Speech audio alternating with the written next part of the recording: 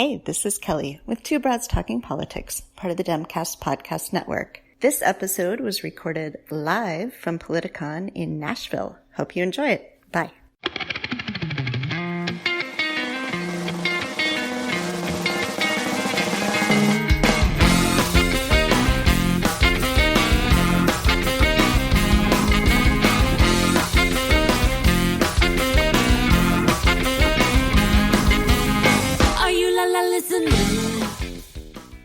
Hi, everyone. I am Kelly Pollack, and I am the co-host of the Two Broads Talking Politics podcast.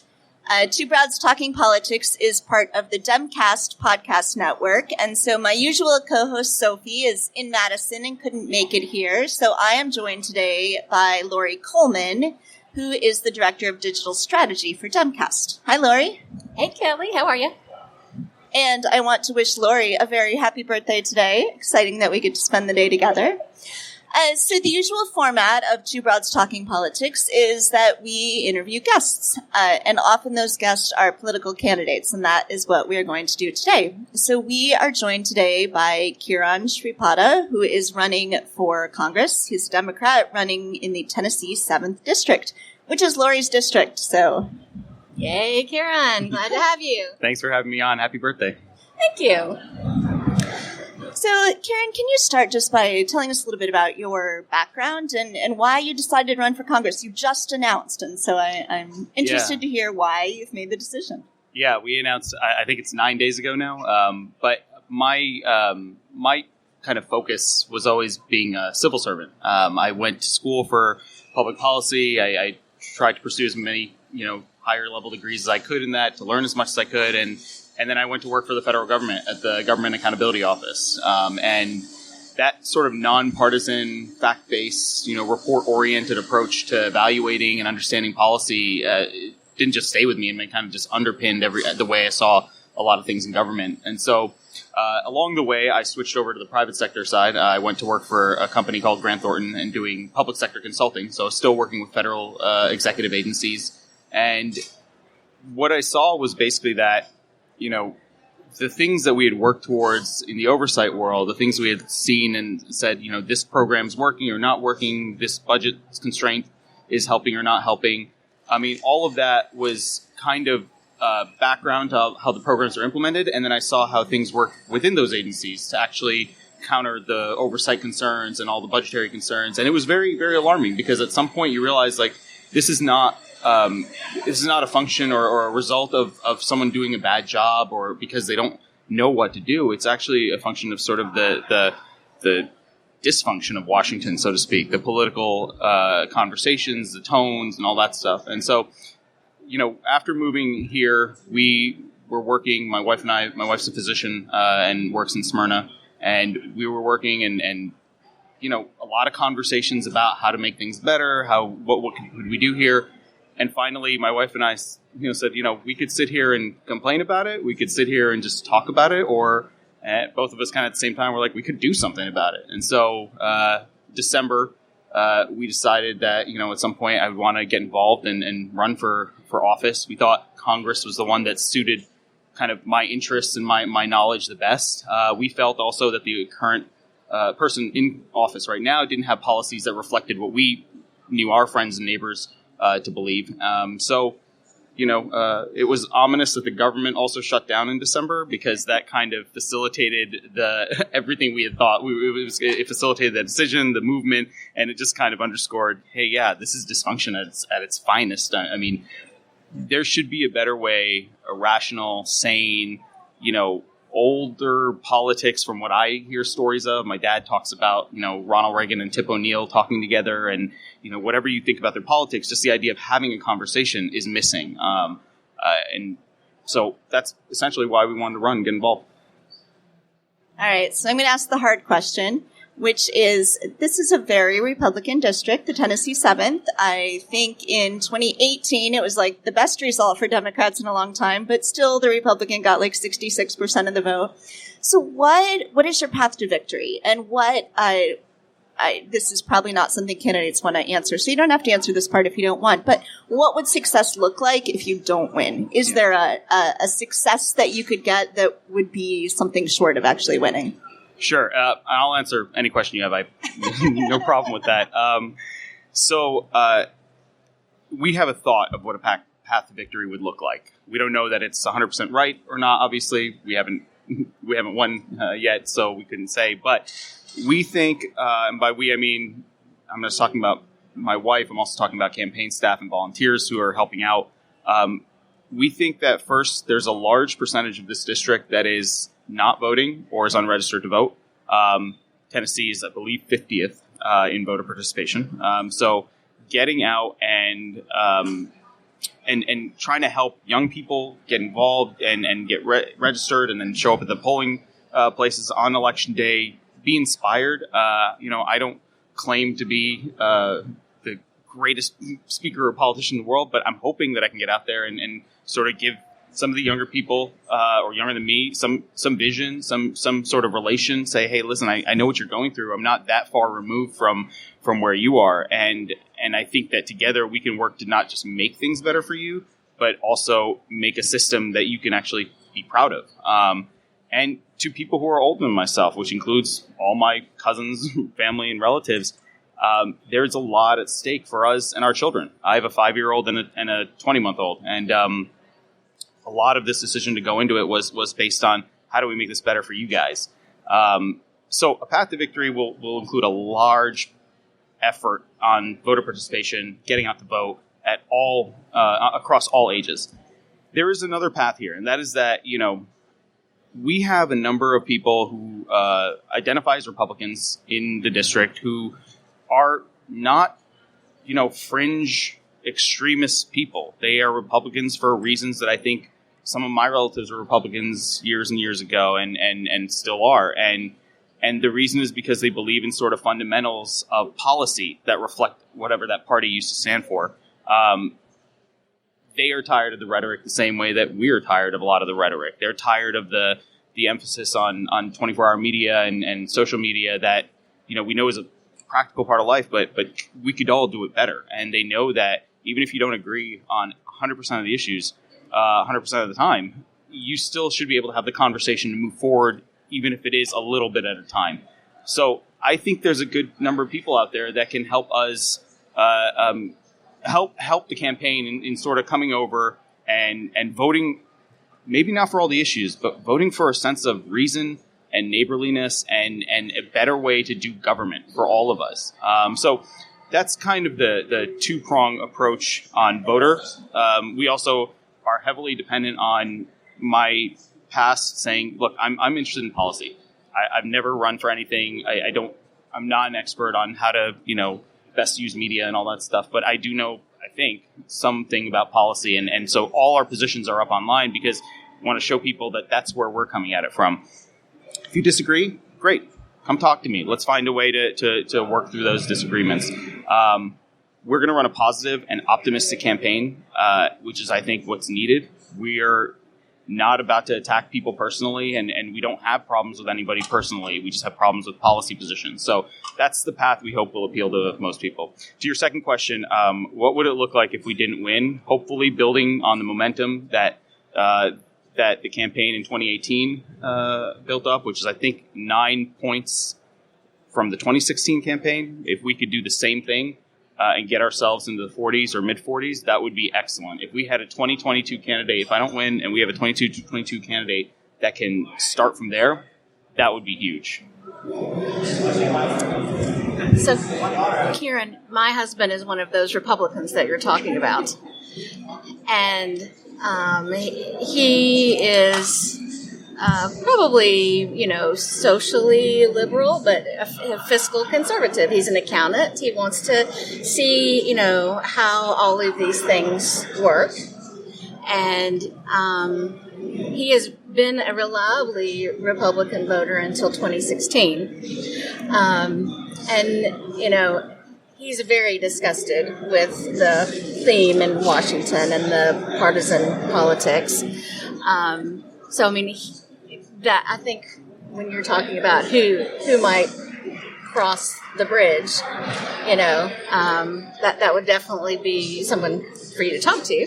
But also, what I wanted to ask you about, I think healthcare is such a huge issue, and that's really where I think a lot of people would consider your position versus our current representative doesn't believe in healthcare for all. He thinks that, and I've seen him speak about how that illness brings you closer to God, and therefore nobody needs health care because that's how you get, it interferes with your relationship with the Lord.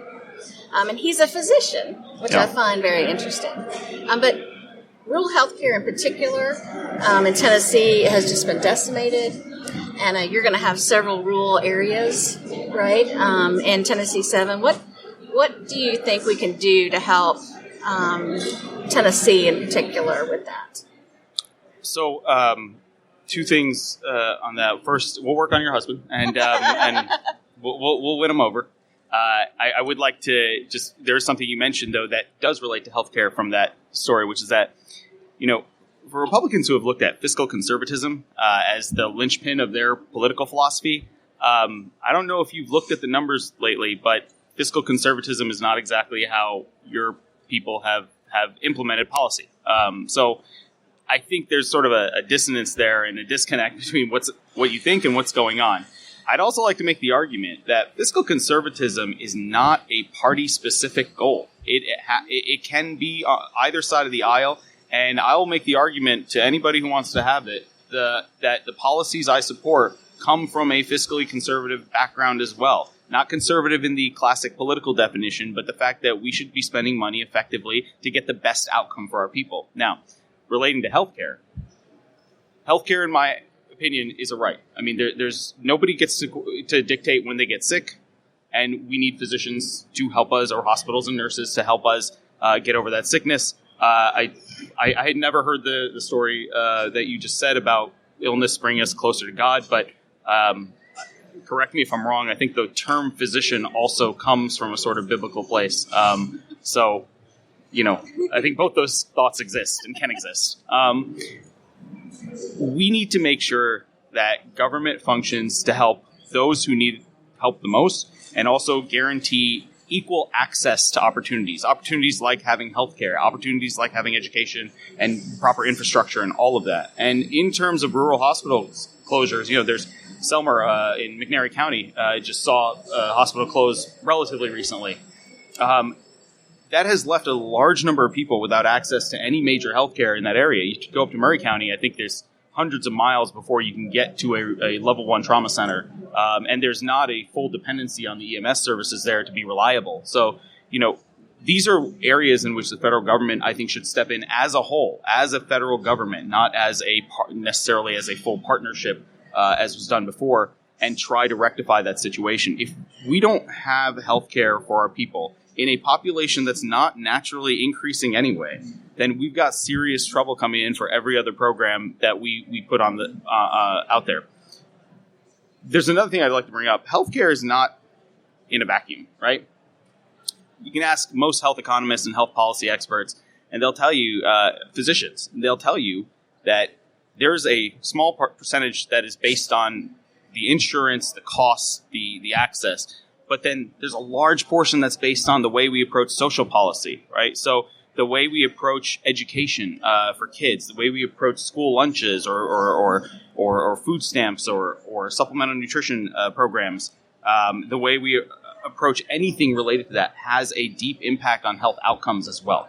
So when it comes to healthcare, there's nothing I'm going to hide behind here. I do think access needs to be guaranteed. The only difference I have is I think that we should take a more incremental approach to getting there than doing it all at once. And I make that argument because I think, surprisingly, incrementally we'll get there faster overall with all the partisan politics and all the legislative hurdles and all that than we will if we just try to go at it from day one. We'll hopefully avoid a lot more of the litigation and the political bantering back and forth than we had when Obamacare went into place. And naturally, by the free market system that people have talked about, I think you'll see costs come down in the insurance industry, in the medical technology industry, in the tort industry, in the law, in the attorney industry.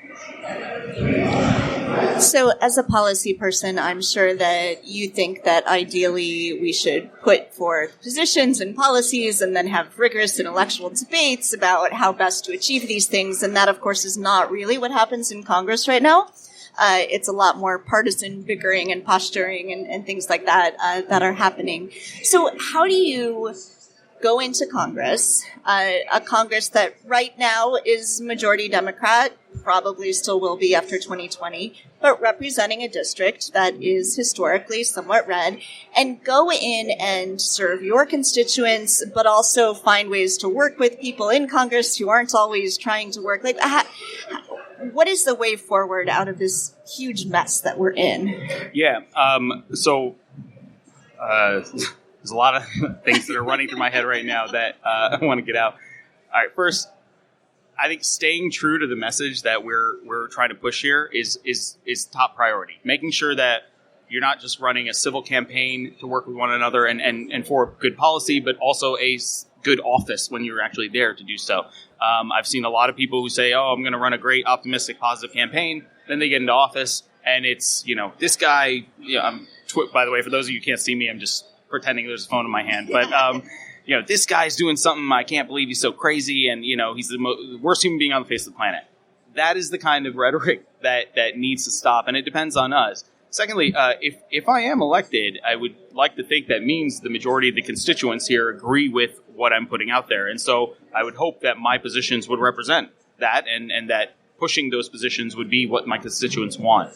I have made the case that not only working in government before, but being able to see other parts of the country has helped me understand perspectives from a lot of different parts of this country, and that's important in understanding whether or not there are people in other states and therefore their representatives that can get on your side. What is it they may have that you may need? What is it that you have they may need in order to help negotiate better bills? It's not politicking at that point. It's actually, I think, a lot simpler. It's finding a good way to move forward together. I'm still of the belief that the majority of the issues out there are things we can all agree on. I don't think there's anyone out there who thinks we should leave sick people dying on the street. And I will ignore any rhetoric right now about that. But I don't think anyone really truly believes that. I think we're all good-natured and hope that we can do the best that we can. And in that, I think there's a much smaller portion of issues we disagree on than there is in terms of the issues that we agree on. So I can look across the aisle and hope that there will be people there who will want to work towards getting a better healthcare system, who understand that economics should not be punitive, it should be productive, who understand that children shouldn't be penalized just because they happen to be children, and getting them meals on the weekend is an important thing and an important service that we offer. I think that those are all things that we can agree on. And in terms of getting there, if you can live a life and you can live a political career that abides by those principles of being civil, of being productive, and of being respectful, I think we can actually get to where we need to be.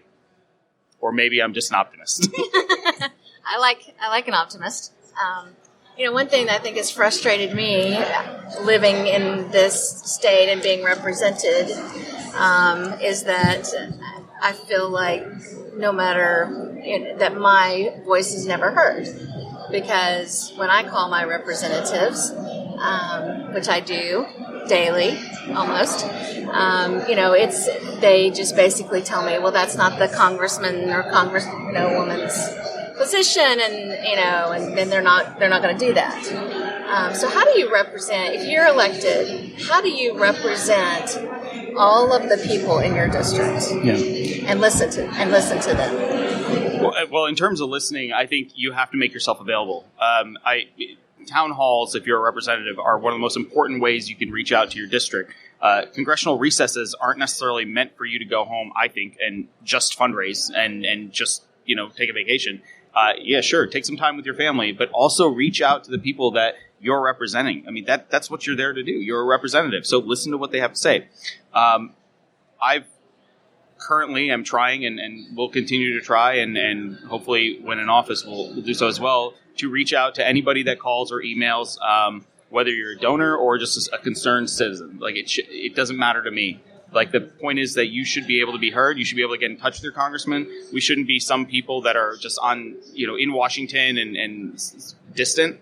We're part of your community. I mean, we shop at the same places. We go to the same places. Our kids are in the same schools. So make yourself available if you're a representative. Get out there and talk to people. Don't be afraid of what they're going to say. In terms of things that people disagree with, there's two things I think you have to weigh. One, do you think the majority of the district feels that way, right? You're going to have to sort of push policy that is just the majority representation without trampling on the rights of the minority. And two, are you open to change? Are you open to being able to refine your position? This my way or highway attitude is just like utterly useless. It does not help us. It doesn't get us anywhere. We need to be able to say, look, we're human beings. We hopefully can walk and chew gum at the same time. And if new information comes up, if new concerns come up, you need to be able to incorporate them if they're appropriate or address them if they're not. And that's another important thing every representative should be doing. When they come back to districts, and if I'm elected, when I come back to a district, you should be able to justify every vote that you cast. You should be able to tell people, I voted this way because of this reason, or I couldn't vote for this because of this reason. And here's why it helped or hurt the district. This is an important function of the way we evaluate our representatives. And so my feeling is if you're not doing that, you're too afraid of justifying your positions. I hope that I won't do that, and I'll try my best not to. But that's I think the best way is just personal interaction, being accountable, and being transparent. So you mentioned you have two little kids. Yeah. I have an 8-year-old and a 5-year-old myself. And I think one of the things that I sort of think about a lot, struggle with a lot, is how to talk to my kids about politics in a way that is educational, that is helpful, that gets them civically engaged, and how to keep them from seeing other people as the enemy. And so I wonder if you've thought about, I'm sure your 20-month-old is maybe a little young for that, but if you've thought about that with your 5-year-old and how you think and talk about politics with your kids. Yeah, well, as a proud father, I should say my 20-month-old is the smartest 20-month-old. No, I'm kidding.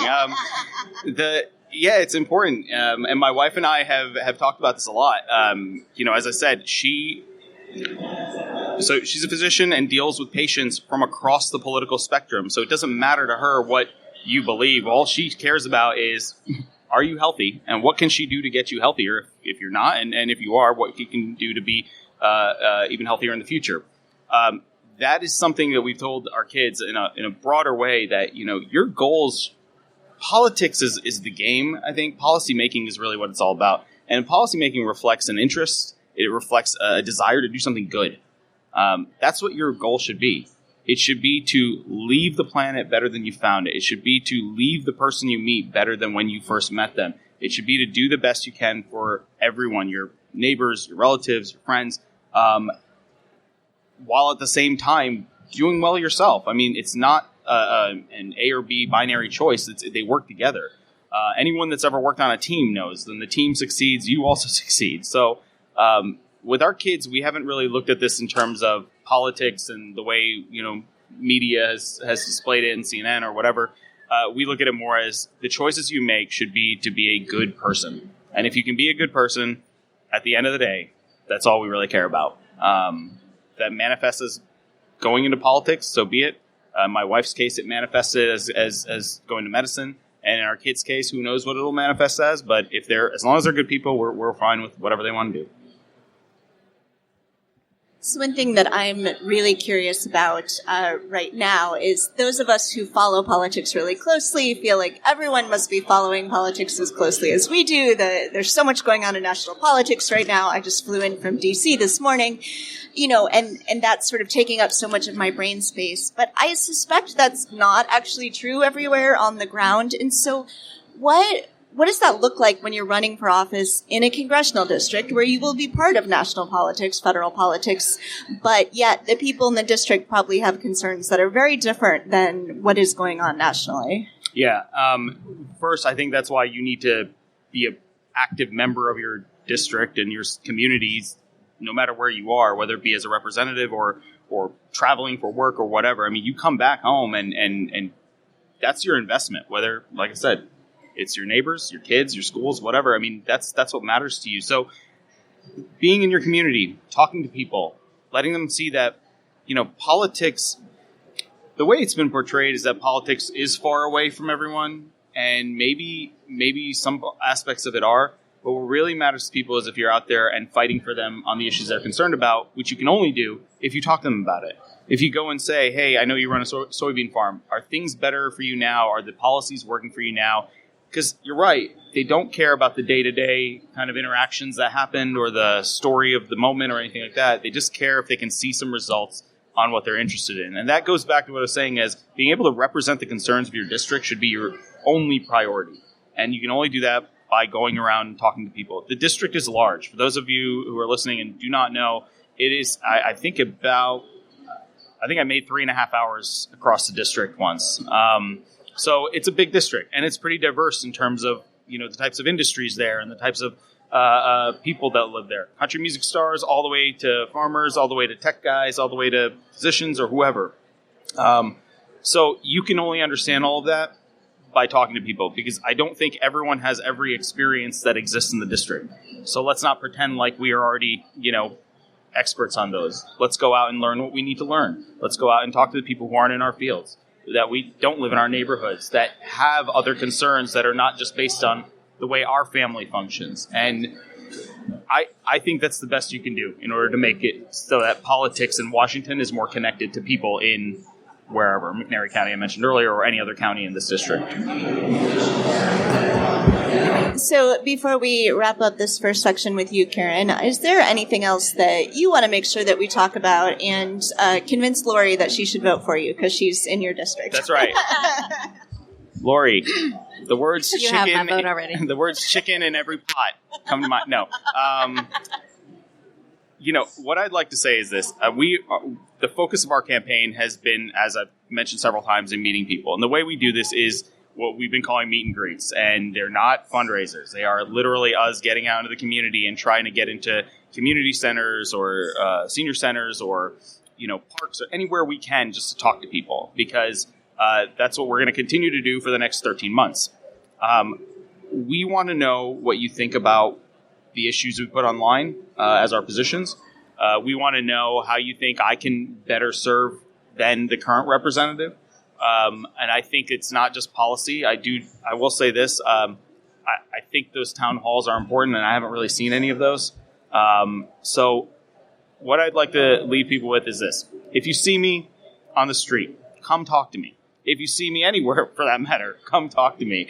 I am a pretty approachable guy, I think. I'm more than willing to listen to you. So long as my 5-year-old is not having a meltdown, I will happily spend as much time with you as I can. That is the only way we can function, and that's the way this campaign is going to function going forward. It's meant to be a campaign about the way normal people live their lives, and not something that's engineered from a consulting firm or something like that from DC. Aside from that, our website is kiranforcongress.com. That's KIRAN, and you spell out the word for. And on it, we have everything that you would think a campaign should have: issue positions, where we're going to be, fundraising, events you can get involved in. All of that is on there. And please don't hesitate to email. There's a link on there to contact us. I check all of it. So I'll get back to you. All right, Kiran, thank you. And we will put that information up on our website as well, so people can check it out. So we have another guest who's coming, running a couple minutes late. So Lori and I are going to vamp for a couple of minutes and to talk about Demcast, which we are both part of. So as I mentioned earlier in the recording, Lori is the Director of Digital Strategy for Demcast. I am the Director of Content for Demcast. And so we can explain a little bit about what it is and why we started it and what the heck it has to do with Two Broads Talking Politics. Lori, you want to start? Sure, why not? So, Demcast is what we call a grassroots media co-op.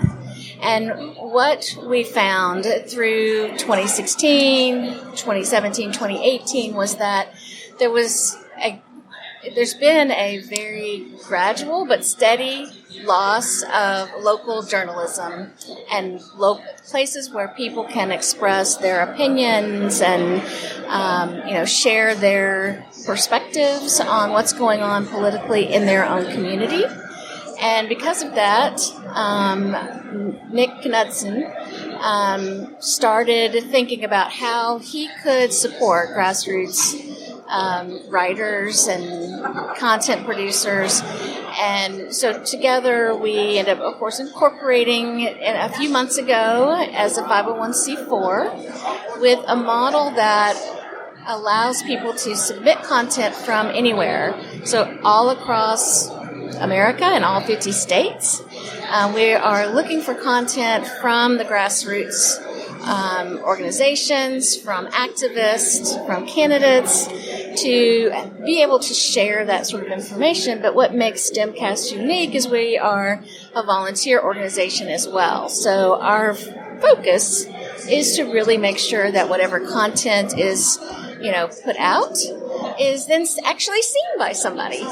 So we have Facebook pages for each of the states, Twitter pages, and we are adding a growing list of volunteers for each state to help connect the different people who want to get involved, from organizations to people who just want to share things about their state and stay informed about their state. Yeah, and so what Two Broads Talking Politics has to do with Demcast besides me is that Demcast has a network of podcasts. So we have, I believe, 17 at this point podcasts that are all part of the network. And what that means is that we support each other and we share each other's content. We help inform each other about things that are going on. But then we also share the episodes and help people find other content that they might really like. And so we're not all the same. My podcast does a lot of interviews and things like that, but there are other podcasts that do more news reporting. There are ones that are local, there are ones that are national, and we're trying to sort of fill in the gaps into a wide range of content. So we are now joined by our second guest. This is James Mackler, who is running for Senate, U.S. Senate from Tennessee. Hi, James. Welcome back to Two Broads Talking Politics. Hey, thank you. It's great to be back. Yeah. So for people who may not remember your previous episode with us, which was many months ago now at this point, maybe you could give just a little bit of background about yourself and why you're running for Senate. Sure, I'd be happy to. As you all know, but maybe the rest of your listeners don't know, I was practicing law on 9/11. I was a 30-year lawyer, and after our nation was attacked, I felt called to service, much like how I think my grandfather's generation felt after Pearl Harbor. So I walked into an Army recruiting station. I said, I want to be part of the fight. Sign me up. I had to get an age waiver to go to flight school because I was 30 years old. But I got that age waiver. I learned to fly Black Hawk helicopters, and I did that in Iraq in 2006. I was there for a year. I came back and decided I needed to serve in another way. I saw the problems with military sexual assault, problems which really persist to this day. So I switched to the JAG Corps, became an Army prosecutor. That's all to say that throughout my life, I've tried to find opportunities to serve, and I'm running for the Senate for the same reason I joined the Army. I feel like this is a time of crisis, and I need to step up and do more. So there was a Senate race in Tennessee just in 2018, not too long ago, and the Democrat did fairly well, but it was still about 10-point difference. So what is the path to victory for you to win this race in Tennessee in 2020? I spend a lot of time traveling the state, talking with people about what they need but aren't getting from their elected officials. Something that I am often surprised by is how shocked people are when I remind them that Governor Bredesen got 44% of the vote. So that means that I just need 6 points more in a presidential year, in a time when voter turnout is going to be at high tide, and when things aren't getting better in Tennessee. And I know the last time we talked about this. Tennessee is leading the nation in rural hospital closures per person. We have an opioid epidemic that is ravaging our communities, and there's no national solution. People aren't even talking about it. The trade war hurts our economy more than any other state. So when you look at the fact that we're in a presidential year with a high tide of voter turnout, I need 6 more points, things aren't getting better, and I'm an outsider, a veteran, a man of faith. My track record of service resonates. I believe this is very much within reach if everyone who wants change joins the team to make it happen. James, one of the things is Lori. One of the things that Tennessee really struggles with is just voter registration and voter turnout. I mean, I think a lot of times we say that, it's not necessarily a red state, it's just a non-voting state. So, I mean, if half the people aren't registered, or we're in the bottom, we're like 49th or 50th in, voter registration and voter turnout. How do you think that we can move people to register and then also, get them to the polls? We need to start by acknowledging that there are serious, intentional, systematic barriers to voting and to registration, and those have only been increased since last cycle. We had some significant increases in voter registration and voter turnout last cycle, and our Republican supermajority responded to those increases by passing severe voter registration restriction laws that actually criminalize the process of voter registration. Now, luckily, that's being held up in the courts, but we are fighting an uphill battle from the beginning because of these structural barriers to voting. We also need to fight against this narrative, which isn't true, that folks who want change can't win. That's not true. As long as everyone who wants change joins the team, as long as you recognize that in this election, you have the choice between an Iraq war veteran who stepped up to serve after 9/11 and a candidate handpicked by an administration that's causing all of the problems for Tennessee. As long as that message gets out there, we can win elections, and when we do win them, we begin to overcome that narrative. So I want to talk some about campaigning and how campaigning has changed in recent years. I think one thing, of course, is the rise in digital and how important that can be. But another thing is people like you who are rejecting PAC money and really wanting to focus on small dollar donors. So what does campaigning in a state like Tennessee for a statewide office look like for you? Well, I mean, you identified the problem perfectly. Our individual voices are being drowned out by floods of corporate cash, and the role of corporate money has fundamentally corrupted our political system. And so I'm not taking corporate PAC money. I think I need to lead by example. I'm proud to have contributions and support from thousands and thousands of small dollar donors throughout Tennessee.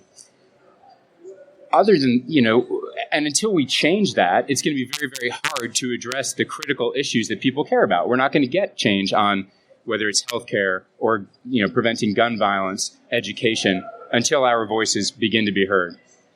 There's no way around the fact that we need to raise money in this election. On the other hand, I got into this race early so that I can travel the state and so that I can meet with people and go places where maybe candidates haven't been in a long time, because there is no substitute for sitting down with the community and not saying that you have the answers, but rather showing a willingness to listen. So I know that people think a lot about the military and how we best support military and veterans. So as a veteran yourself, what are some things? It feels to me right now like the federal government is not doing a great job supporting either active military or veterans. What are some ideas that you have, things that you would like to see done really well? Well, anyone like me who has served in combat understands the personal toll that combat takes on an individual and on their family. I've seen it firsthand. And the greatest thing we can do for our military is make sure that they don't have to deploy as much, that we're not fighting as many wars that we don't necessarily have to fight. And unfortunately, this administration has gotten us to a point where our allies don't know whether they can trust us to stand by their side as we fight our common enemies. And when we don't have our allies standing with us, we are in a more vulnerable position. We find ourselves in more conflicts, and those conflicts last longer. That's the best way to take care of our soldiers, is to make sure that they only expend their blood and their treasure when absolutely necessary. So I asked our previous guest this as well, but we're in a hyper-partisan time right now. This is, I think a lot of us are super frustrated with what is going on in government, and the Senate is really the place that is making me the most crazy right now. So, whatever happens in the 2020 election, it seems clear that the Senate is going to be pretty close. Whether it ends up with Republicans controlling it or Democrats, it's going to be close to 50-50.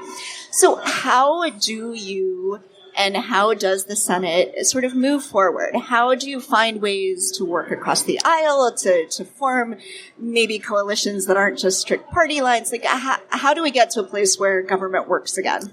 Well, first, we do have to change the Senate, because we have a majority leader who prides himself on being the Grim Reaper and preventing anything from getting done in the U.S. Senate. So we have to get rid of that. Mitch McConnell can no longer be the Senate Majority Leader, or else we can be sure that nothing will get done. I also understand the magnitude of the problem ahead of us, but I also look to the teachings of my faith and a lot of faiths, and this is the idea that just because we can't change everything doesn't relieve us of the obligation to try. So I know I'm not going to change the entire culture in Washington. I know I'm not going to bring bipartisanship the moment I get there. But I believe that there are real opportunities. And one of those opportunities is to work with other people who have service backgrounds, whether it's military service or national security service otherwise, because we are folks who share a mission-oriented mindset. And I believe that we can work with those folks, much the way I worked with the crew of my helicopter, to get that mission accomplished, to understand that we have a duty that's to serve the American people and get that done. James, I come from a family of farmers here in Tennessee. One of the family farms is what they call a 100-year farm, which means we've farmed that land for over 100 years. And I think, farming has been a backbone of Tennessee agriculture. But, with the tariffs and the rate of farmer bankruptcies that are going on, what do you think the path forward is to support our local independent farmers in the state?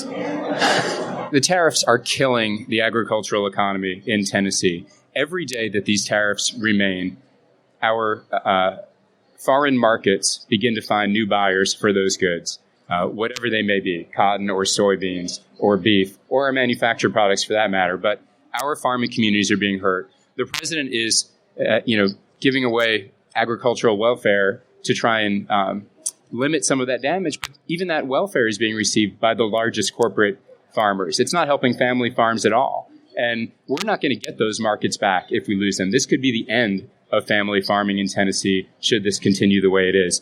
What we need to do is we need to elect people to the U.S. Senate who are going to stand up for what's right and stand up to any president when they're wrong, and not elect one of the folks I'm running against who has made it so clear that they will be a blank check for the policies this president is pursuing. Now, that is not to say that we don't need to be fighting for free trade. We need to be fighting for free trade with our allies at our side in a smart, cohesive, thoughtful way.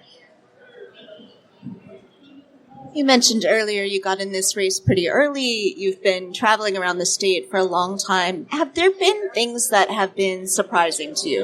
Are the issues, the concerns that people have, the things that you expected going in? Are there things that people are bringing to your attention that you just didn't even know until you got on the road and started talking? Well, the issues that I'm hearing the most, and this doesn't surprise me, is people are concerned about healthcare, particularly with our rate of rural hospital closures. They're concerned about the economy, largely because of the trade war, concerned about the opioid epidemic because everyone in Tennessee has been touched in one way or another by opioids. But what surprises me is, and maybe I shouldn't be surprised, but how civil and how polite and frankly how nice people are throughout the state of Tennessee. I'm going out and I'm talking about difficult issues with people in a time when cable news and social media would have you think that we can't have civil discussions, that we're this far apart. And we're not. We're so much closer than the news and than social media would have us believe. So that has been both surprising and heartwarming that no matter where I go, no matter who I'm talking with, we can have thoughtful civil discussions about making sure our children get cared for, healthcare, education, the environment, the economy. That's been fantastic. Another issue that I hear a lot about from when I talk to rural candidates is broadband access and how devastating it can be to not have broadband access. I live on the internet, basically, do all of my work on the internet, and so I can easily imagine how difficult that might be. What are you hearing about that, and what are the things that you think would really help people's lives? Our current U.S. Senator is in the pocket of big telecom. And we're not going to be able to count on Marshall Blackburn to do anything to bring rural broadband to the rest of Tennessee. We can't have another senator who's another Marshall Blackburn who's going to be in the pocket of special interests. Everywhere I go, I do hear from folks that they don't have access to high-speed internet. They're lacking both digital infrastructure and physical infrastructure. You cannot start a new business, relocate a company, or even in many cases keep a hospital in a community that doesn't have a strong infrastructure. And that's just like, we brought electricity to rural areas all over the state with TVA. that needs to be an extraordinarily high priority throughout Tennessee, is to make sure at the very least every single rural community has access to high-speed internet. It won't happen until we get the role of corporate money out of politics. You mentioned earlier that if people want change, they should all get involved and help. What are ways that people can help with your campaign, specifically people who are listening, who are in Tennessee, people maybe out in the physical audience here who live here? What are things that they can do to help out that campaign? We can win this if everyone wants change, joins the team to make it happen. And that is the people in this room, the people throughout the state of Tennessee, and people all across this country. Everyone can go to jamesmackler.com. That's jamesmackler.com. Sign up for the campaign, join the team, share things about the campaign on social media. Let folks know that we have a strong candidate in Tennessee with a history of service who wants to serve the people of Tennessee, running in an open seat. This is a winnable race. And frankly, contribute what you can. No race can be won without financial support. I'm happy to put thousands and thousands of individual contributions up against the big corporate PAC donations that I'm sure my opponent will get, but we do need people to get involved. So go to jamesmackler.com, sign up, join the campaign, contribute, encourage other people to do the same.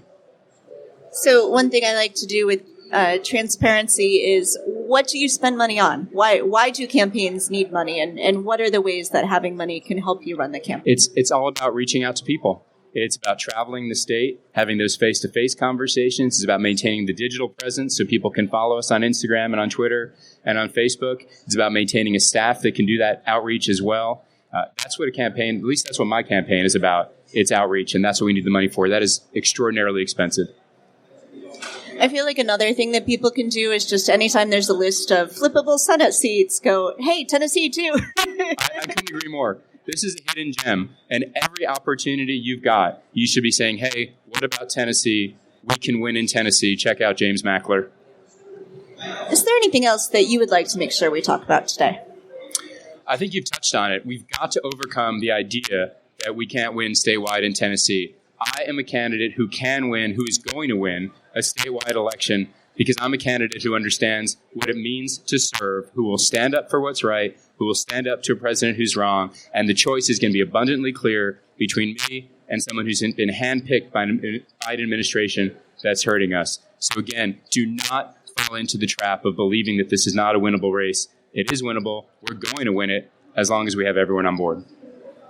All right, excellent. Thank you, James. And we will put your information up on our website so people can find that. So I'm going to spend just the last minute here talking a little bit for anyone who hasn't listened to this podcast before, what we're all about. So this is actually the second time we've had James on the podcast. We do a lot of interviews with candidates, with activists, with people who lead nonprofit organizations or activism organizations, with authors, quite a few people who are going to be at Politicon today. Lauren Duca, Jill Wine-Banks have been on the podcast. And we do 3 episodes a week, which is super ambitious for a podcast that makes no money. But every Monday, Wednesday, and Friday, we have these kind of conversations. And what we did today was actually very reflective of our style. I like to ask interesting questions of interesting people. We don't yell. We don't attack. So James, as a 2-time guest, anything to add? You all did a great job. Everyone should be listening to this podcast. Follow the podcast on your whatever app you use to follow podcasts. Yes, so 2 Broads Talking Politics. So I want to thank the people who are in the physical audience here with us, and we will be posting this tonight. It's a special bonus drop-in episode on our feed. This is actually episode number 301 of 2 Broads Talking Politics, so we have been pretty busy. And I want to thank Lori Coleman for joining me as my special guest co-host today. Thank you, Kelly. All right. Thanks, everyone. And 2broadstalkingpolitics.com or anywhere you find podcasts. Thanks. Thanks. Thank you for listening to 2 Broads Talking Politics, part of the Dimcast Podcast Network.